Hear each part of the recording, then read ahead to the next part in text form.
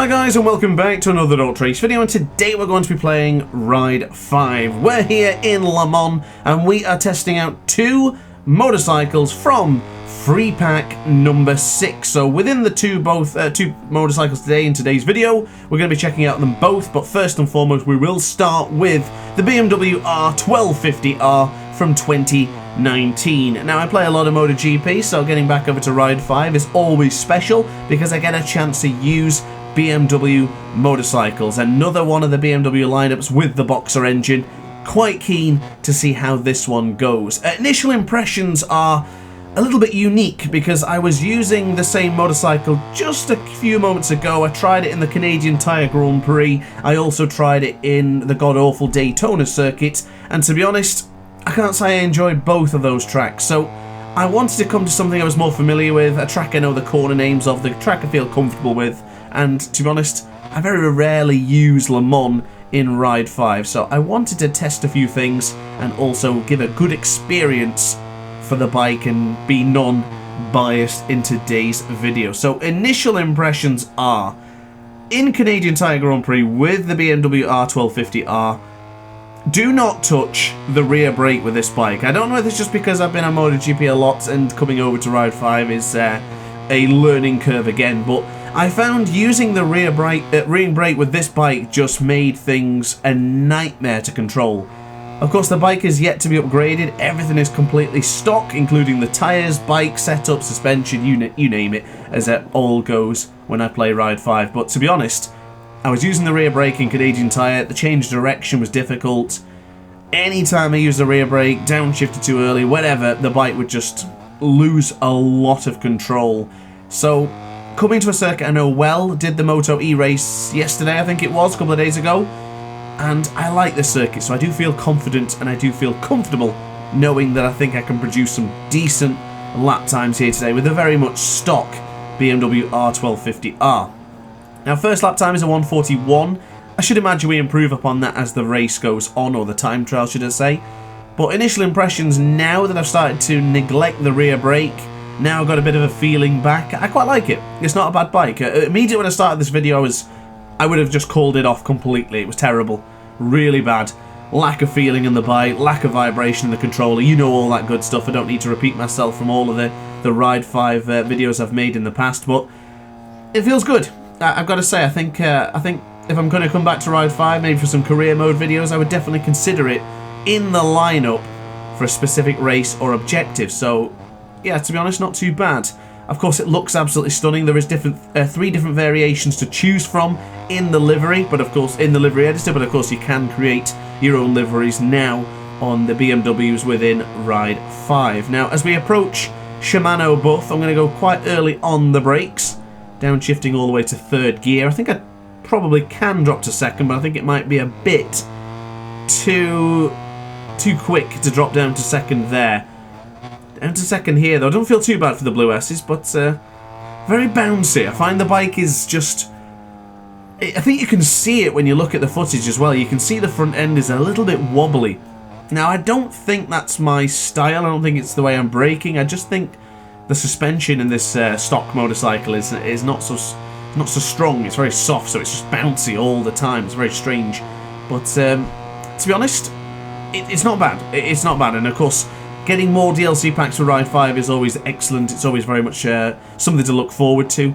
I think once you've forgotten about Ride 5 for a while, or if you've moved on to MotoGP, there's a certain warm embrace that says, come back to Ride 5, and this is my moment now. And each and every time with the recent packs, I must confess, I'm getting more and more inspired to get on Ride 5, because we had some excellent bikes in the previous pack with the Super Veloce, the KTM RC8, some great bikes. So each and every pack is just encouraging me that little bit more to return to Ride 5. It's just so difficult to try and include the content when we're so busy with MotoGP 23, from the Ace Academy Cups to my career modes to now with the Moto E career mode stuff as well, trying to do time trials as well. There's a lot of content to try and fit in per day and per week. So of course, guys, if you are enjoying the content so far, don't forget, like, comment and subscribe. I do videos every single day, as already mentioned, so that way you don't miss out on any content, and there's always going to be something for you to watch as we go into turn 9. Now the clock is completely locked in here at 1 o'clock, 20 degrees temperature, and some scattered clouds above. I don't know why it's on scattered clouds. I think I should probably change that back over to clear next time, but to be honest, I think it's absolutely fine the way it is. So we'll get into the final couple of corners now. We'll go into turn 13 and then into Recordamont for 14. Keep it tight to the apex if you can. Get on the power. Avoid the curb. It's a bit bouncy there. Across the line, it's a 1:47.69. So a good improvement of about 3.5 tenths of a second on lap number 3. I do feel confident thinking that we can do another strong lap. So here on lap 4, let's see if we can improve to get into a lower 140 underneath the big Dunlop chicane. I think it is the Dunlop sign. It usually is, isn't it? Obviously, maybe a licensing issue, so we didn't get it within Ride 5. Fun fact, if you run off the circuit there onto the left-hand side, you basically just dip into the nether realm. It's just like into oblivion. The bike just completely loses any clipping whatsoever and just goes straight through the texture in the game. It's rather amusing, so I do recommend doing that if you want to have a laugh. But now on to the right-hand side. This is the Garage Vert corner. 10.5 gained already going into turn 8. I think this lap time should be relatively good. I think, you know what, if we get another good lap time going, I think I might end up going for another one. I don't think it's unrealistic to think we can get a 1:39. It all depends how well we're doing on this particular lap. Oh, a bit deep there onto the curb. That's going to cost us time. Into the right-hand side for Shimano Buff. 2.5 tenths of a second gained. We could get closer as we go a little bit off the circuit there. Really wide as well going into the Blue S's. Just getting caught on the curb has certainly cost us a big amount of time and, of course, invalidated the lap. So I think you know me well. If you don't know me, then I'm not going to end this particular segment with an invalid lap. That is not going to happen. So we're going to go for one more exchange of the 24-hour Le Mans circuit. So let's see what we can do. This is the right-hander. Look at us on the big screen on the right-hand side of your screen there, ladies and gentlemen. Always good to see us. I hope I'm on your big screen. If I'm on the big screen, then a shout out to you. But if you're watching on mobile device or PC, that's still not a problem either. Onto the curb then, underneath the Dunlop bridge. Onto the brakes. So we get our first sector time coming up now. Up by 3 tenths. Marvellous. I'm glad we continued this lap's going on. Didn't really want to just call it quits there and then. I don't really like doing that, ending on an invalid lap. Just, it's like not sending the aces home happy, is it? It's a bit of a kick in the teeth, let's be honest. I want to make sure we finish on a high, unless it's like a career mode race and I've just binned it in the race. Oh, gained another 10.5 now as we go into Garage Vert. Onto the brakes, run it a little bit deep, just kiss the apex or the outside apex, then back in to the right-hand side as we now go on the power once more. Birds above, getting ready to see the action here in Le Mans. The one single bike on its own. Hard on the brakes we go. Downshift it. Downshift to second. That was unintentional. I mentioned that earlier. I didn't really want to do that. We lost a little bit of time. Not quite as confident. Don't go on the curb there. Clearly it doesn't work here in Ride 5. Out of the Blue S's then. And into the left. Really leaning the Boxer across there. Look at that Boxer engine getting close to touching the tarmac as we go onto the brakes. Second gear, keep it in tight for 13, run it relatively deep, bring it back in for Recordamont, onto the power. Is this going to be a 139? Oh, it's not even close. It's a 144.35. Well, that's good enough for me. Those are the 5 lap times on screen right now. Not bad. Of course, Sector 3 there, we had improvements on that lap, so if we put it all together, we would be looking at a 10th of a second improvement, but I don't doubt we could possibly get into the 139s at some later stage. So now on to the second motorcycle of today's pack. This is the Triumph Speed Triple from 2005. Now, something I neglected to mention earlier with the BMW 1250R, I do believe that was also already in Ride 4. So I think both of these motorcycles are returning bikes in Ride, but just a later date. But to be honest, it's not 2 motorcycles I'm really going to seek out when I play Ride 5. As I mentioned earlier, if it's in career mode and there's an opportunity to use the bikes, I definitely would. So immediate feeling is excellent brakes on the Triumph. Feels much better than what the BMW did. Turning, manoeuvrability does seem to be a little bit easier with the bright yellow Triumph. I must say, colour scheme is absolutely fantastic. Of course, you can choose and design your own livery as well if you want to. But here in Monza, it's a very hard braking track, as we now demonstrate going into the left-hander for Variante Della Rosia, as we go into the right apex there. Not bad, I must confess, this one feels really good. I'm quite happy with this one. Still, obviously, as I mentioned many times before, complete lack of vibration in the controller. I start Ride 5 and I immediately start braking like MotoGP, realise it doesn't work, get frustrated, repeat the cycle, don't get as frustrated, and then there you go, we finally crack it and we begin to feel some sense of understanding. There's just absolutely zero vibration in the controller, so it's more of a looking at the track and deciphering where to brake rather than feeling. Now, of course, the feeling aspect, it means that you don't have to look. You can basically ride the track, not completely blindfolded, but within reason. You basically know when the bike is ready to upshift, you can hear it in the sound, and then of course you know when to downshift as well, due to the nature of the corner-to-corner basis. But you know what? That aside, I still think it feels really good, and I'm relatively happy to be back on Ride 5. I think MotoGP 23 content has completely dominated for the past couple of weeks, and rightfully so. The game's fantastic, and the career mode's been absolutely excellent, with so many aces giving me lovely praise and kind words for the commentary and the content that I've been providing. I can't wait to get you on MotoGP 24 and do more fresh content. So we're going to brake at the 200-meter sign going into turn 1. That is absolute paramount here in Monza as we go into the first and then second of the corners. Beautiful combination. Now, Monza is one of those circuits which is extremely boring, but it's really helpful to learn and understand the brakes. If you can get that feeling of getting the braking right going into the likes of turn 1, then of course up to here for turn 4, there's a certain aspect that will help you improve. There's a certain motivation and momentum you can gain from a circuit like this, as we basically run off the track there, but getting caught onto the outside of the white curb actually did us a favour there, because it saved us from running off the track. Kept the lap time valid as well, as we now go hard on the brakes.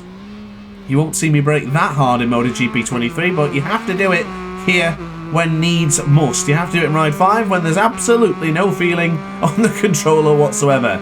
Take a shot every time I mention the controller's vibration in Ride 5. As we go into the 200-meter braking point here, again on the brakes. Into the tight apex, gentle, keep it in third gear. Not quite as snug to the apex there, but I do notice that if you get on that curb, it can really unsettle the motorcycle. Regardless if it's the Triumph Speed Triple or not, you're going to have a tough time if you get caught on that curb, so it's paramount not to start running it across the apex there. But into the brakes, running it off the track a little bit, that would have been an invalidation in MotoGP 23, not this time around. But into the parabolic and out, onto the acceleration. Brought it on a little bit too early there, and I don't know what I was thinking there. I felt like the bike was going to straighten up for me, and it didn't really do it that much. It did when I gave it more throttle, but not until that point. So unfortunately that lap is invalid, and now this one is as well. So that's a problem. But I'll definitely be doing an additional lap time to make up for this invalidated lap. Now, I don't know whether running on that orange curb there invalidates the lap.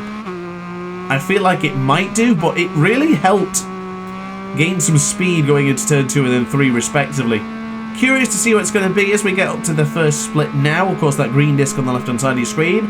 Now is where the sector time will pop up, and we gained 67,000th of a second. Tight to the apex again. Once more to the second apex of the Rosia variant. And then into the right-hander again. I do really like Lesmo 1 and 2. I think it's the saving grace of Monza. That breaking into the shadows and to the cloudy sort of, the shadowed area of the tree sort of forest area reminds me a lot of the great circuits like Alton Park and Brands Hatch. You need complete shade from the circuit. Cadwell Park also has that moment too, up towards the mountain, and then the S's. But into the left-hand side here, we gained 0.4 of a second, which is a damn shame here because none of this is going to count. This is an invalidated lap. But onto the outside apex and onto the curb there, that ran really well. And we're up by 0.5 second, so we're actually anticipating a 1:53.4 here. This is Relatively decent lap for a completely stock motorcycle. Still not getting it right into the parabolica braking point though. I don't feel like I've nailed that. Seems when I go onto the brakes and turn, the bike instantly wants to push the rear tyre out. Look how much the rear tyre is bouncing as well into the parabolica corner. Very unsettled for the street triple. But across the line, this lap time would have been a 53.3, something like that. And then we have this lap to give it our best shot. So let's conclude with this one then, guys and girls. Onto the brakes into turn 1, nice and calm, nice and relaxed. Avoided the orange rumble strip, the big sausage curb. And I think because of that, we probably lost time, but ultimately we still have a valid lap. We want to end on a positive here, guys and girls. A new lap best for me. Onto the brakes into the 200 metre marker, braking really late, and we lost 0.3 of a second there. Really struggled into that first split. It didn't feel like it, but I think just overthought the braking ever so slightly. Still not using the rear brake, trying to avoid it. I just don't like the bike getting all out of shape.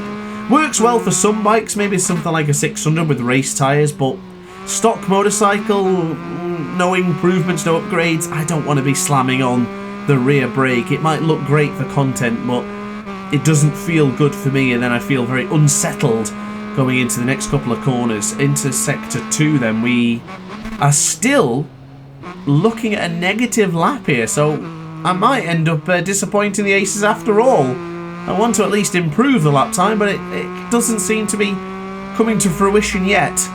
Third split is approaching now, and we gained 34,000 of a second, so maybe all is not lost yet.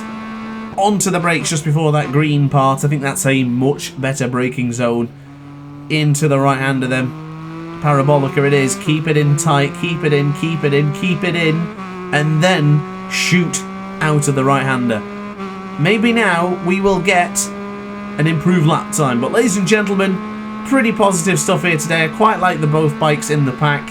I can end the video relatively happy, but of course there is the final few lap times on screen. If you want to compare your lap times to mine, then make sure to use completely stock motorcycle with completely stock settings as well. But guys, thanks for watching. Don't forget to like, comment and subscribe, and I will see you in the next video tomorrow. Ciao for now. Oh hi, didn't quite see you there. Good to see you're still here. If this video didn't quite set your appetite, then why not watch some more DrAce content by clicking the video shown on screen now. Furthermore, if you would like to follow me on social media, you can do so now with the links down in the description. Consider subscribing so you don't miss a single DrAce video.